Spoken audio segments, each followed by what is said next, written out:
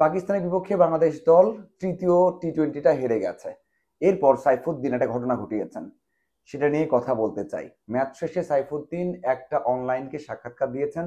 সেখানে বলেছেন যে আগের যে অধিনায়ক ছিল, মানে শান্ত, তিনি সেভাবে চাননি দলে থাক সাইফুদ্দিন, অথবা তার কাছ থেকে তেমন সমর্থন পাননি বলে খেলতে পারেননি, বা নিজেকে আবারও নতুন করে চেনানো বা ন্যাশনাল টিমে নিয়ে আসা সেটা করতে পারেননি। মানে একটা দোষ দিয়েছেন একটা গণমাধ্যমে যে শান্তর জন্য তার দলে ফেরা হয়নি। আমার কাছে বিষয়টা খুব একটা ভালো মনে হয়নি, মানে ইতিবাচক মনে হয়নি। মানে অনেকের জন্যই তো অনেকের ক্যারিয়ারটা এগোয় না। ম্যাকগিলের ক্যারিয়ারটা এগোয়নি শেনওয়ানের জন্য, রুবেলের ক্যারিয়ারটা এগোয়নি মাশরাফির জন্য। এমন অনেক উদাহরণ বাংলাদেশে আছে, পুরো ওয়ার্ল্ডে আছে। কিন্তু হ্যাঁ, সাইফুদ্দিন একটু আলাদা, পেস বোলিং অলরাউন্ডার, তার মতো আর কাউকে দেখা যায়নি, তাকে অনেক করে দরকার হয়েছে। কিন্তু আমার মনে হয় এই যে সাইফুদ্দিন বললেন যে শান্তর কারণে জাতীয় দলে ফিরতে পারেননি, শান্তর কারণে দ্রুত আসতে পারেননি, অথবা আরো ভালো করতে পারেননি, যেটা লিটন করেছেন। বলেছেন যে লিটন দাস আহ, দলে আসার আগেই এসএমএস করেছেন বা কথা বলেছেন যে তুই আমাদের দলে আছিস, সেভাবেই তৈরি হ। খুব ভালো একটা বিষয় কিন্তু, হ্যাঁ, লিটনের জন্য খুব ভালো একটা বিষয়, সাইফুদ্দিনের জন্য খুব ভালো একটা বিষয়। কিন্তু যে কথাটা বলেছেন, যে অভিযোগটা করেছেন, আমার মনে হয় না ভালো করেছেন। আমার মনে হয় না এটা ভালো দেখায় বা ইতিবাচক কিছু। আহ, এমন কিছু কিন্তু হয়নি যে আপনি এত বড় একটা অভিযোগ তৈরি করবেন। এখন আসা যাক সত্যি কি তাই। দেখুন, সাইফুদ্দিন 22 সালে একটা ইনজুরিতে পড়েন, মানে বড় ইনজুরিতে। এই ইনজুরি থেকে ব্যাক করাটা টাফ ছিল।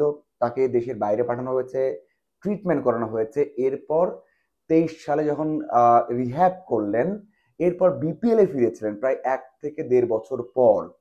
বিপিএল এ ফিরেছেন, ভালো করেছিলেন, মানে ফরচুন বরিশালে হয়ে খেলেছেন, একেবারে দারুণ করেছেন তেমনটা নয়। ওই সময় আমরা দেখেছি যে এনওসির জন্য ছুটোছুটি করেছেন, এবং আমরা সবাই জানি যে বিসিবি থেকে 100% গ্রিন সিগন্যাল কিন্তু দেওয়া হয়নি যে খেলতে পারবেন আপনি। তারপরেও শেষ পর্যন্ত ট্রাই করে, রিকোয়েস্ট করে, ফ্র্যাঞ্চাইজি থেকে রিকোয়েস্ট করা হয়েছে। সাইফুদ্দিন প্রত্যেক দিন রিকোয়েস্ট করেছেন, পরে তাকে পারমিশন দেওয়া হয়েছে। খেলেছেন, ওখানে ভালো করেছেন, একেবারে খারাপ করেননি। এখন এরপরে আপনাদের মনে আছে কিনা আমি জানি না, এরপর যখন বিশ্বকাপ হলো 24 বিশ্বকাপ, তার আগে মে মাসে একটা জিম্বাবুয়ের বিপক্ষে সিরিজ হয়, 5 ম্যাচের টি-20 সিরিজ, সেখানে সাইফুদ্দিন কিন্তু খেলেছেন। সাইফুদ্দিনকে খেলাইয়েছেন, খেলানো হয়েছে, এই শান্তই খেলিয়েছেন। আপনার হয়তো মনে আছে যখন খেলেছেন, সেখানে কিন্তু তাকে বল করতে দেয়া হয়েছে। মানে 4টা ম্যাচে ফুল 4 ওভার করেই বল করতে দেওয়া হয়েছে। আমি নিজে চট্টগ্রামে কাভার করেছি, সবচেয়ে বাজে বল করেছেন। আপনার মনে আছে কিনা জানি না, মানে যারা যারা বল করেছেন তার মধ্যে সবচেয়ে বেশি ইকোনমি ছিল সাইফুদ্দিনের। প্রথম ম্যাচে 4 ওভারে 15 রান দিয়ে 3টা উইকেট নিয়েছিলেন, দারুণ ছিল সেই ম্যাচটা। এরপর 4 ওভারে 37 রান দিয়েছেন 1 উইকেট। এরপর 4 ওভারে 42 রান দিয়েছেন 3 উইকেট।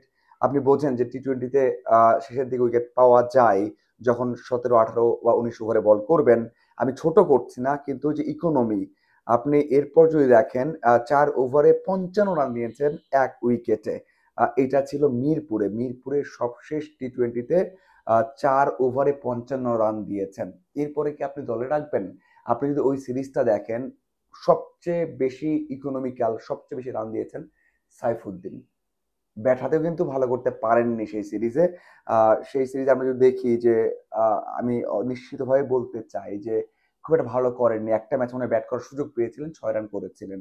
তো সেটা খুব ভালোভাবে অলরাউন্ড পারফরমেন্স বলতে পারবেন না। এরপর তাকে বিশ্বকাপের দলে রাখা হয়নি, সেটা যৌক্তিক ছিল। এরপর যখন দলটা পরিবর্তন হলো, সাইফুদ্দিন ম্যাচ খেলেন, এর মধ্যে কোনো ওয়ানডে ম্যাচের সুযোগ পাননি তার ইনজুরি কারণে। তার ইনজুরি লেগেই থাকে, সেই ইনজুরি কনসার্ন কিন্তু সব শেষও ছিল যখন খেলেছেন ঢাকা প্রিমিয়ার ডিভিশন এবার মোহামেডানের হয়ে। সেই সময় আমরা দেখেছি যে তার কিছু নিগেল ছিল, কিছু সমস্যা ছিল, যেটা আমরা মেডিকেল টিম থেকে জানি। এই জন্য তাকে কিন্তু অনেক সময় নেওয়া হয়নি। হ্যাঁ, শান্ত যদি এমনটা করে থাকে যে ইন্টেনশনাল, তেমনটা নয়, আপনার কম্বিনেশনে নাও হতে পারে। কোচও সেই জায়গায় থাকতে পারে, প্ল্যানিং এ সেখানে থাকতে পারে, হাতুরু সিংহে সেখানে থাকতে নির্বাচকেরা। কিন্তু দোষ দেওয়া হয়েছে কিন্তু এক কথায় শান্তকে, যদিও শান্ত তাদের সতীর্থ, শান্তর সাথে অনেক দিন খেলেছেন। 3টে ম্যাচে কিন্তু 7-এর উপর ইকোনমি ছিল। আমরা সবাই জানি, সবাই দেখেছি যে এই উইকেটে মুস্তাফিজ 4 ওভারে 6 রান দিয়েছেন, এখানে শরীফুল 4 ওভারে কম রান দিয়েছেন, মানে সবাই তো এখানে নাসুম 4 ওভারে 22 রান দিয়ে 2 উইকেট নিয়েছেন। এখানে বল ভালো হবে, সেখানেও 7-এর উপর কিন্তু আপনি ইকোনমি দিয়েছেন। ব্যাট হাতেও কিন্তু একটা ম্যাচে 34 বলে 35 করেছেন, নট আউট। তাতে মনে হয়েছে আপনার যে হ্যাঁ আপনার সাথে অবিচার করা হয়েছে। আমার মনে হয় যে এটা এখনই ওয়ে ছিল না এভাবে বলার। আমার মনে হয় যে এটা ইন্টেনশনাল একটা বিষয়। আপনার হয়তো মনে আছে, আপনাদের যারা দেখছেন আমার ভিডিওটা, যে একটা সময় 23 সালে যখন বিসিবি তাকে লন্ডনে পাঠিয়েছে ট্রিটমেন্ট করানোর জন্য, তারপরে কিন্তু সাইফুদ্দিন এসেই বলেছেন যে বিসিবি তার খোঁজ খবর রাখে না। বিসিবি এর পরে কিন্তু শোকজ করেছিল এবং বিসিবি বলেছিল কিভাবে কথা বলতে পারেন। পরে সাইফুদ্দিন আবারও সেটাই ঘুরিয়ে নিয়ে বলেছেন যে না, এটা আসলে ভুল ব্যাখ্যা করা হয়েছে।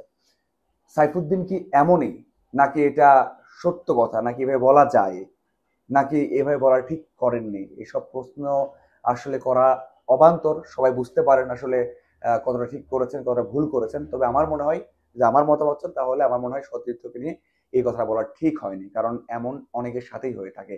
অনেকেই ম্যাচ পান না, নাসুমও ম্যাচ পাননি, আর অনেকে দলে আছেন ম্যাচ পাচ্ছেন না, আবার পাবেন না, এটা হয়ে থাকে। কিন্তু এভাবে একজনকে দোষারোপ করা আমার মনে হয় ঠিক না। আপনার কি মনে হয় অবশ্যই কমেন্ট করে জানাবেন। ধন্যবাদ সবাইকে সাথে থাকার জন্য।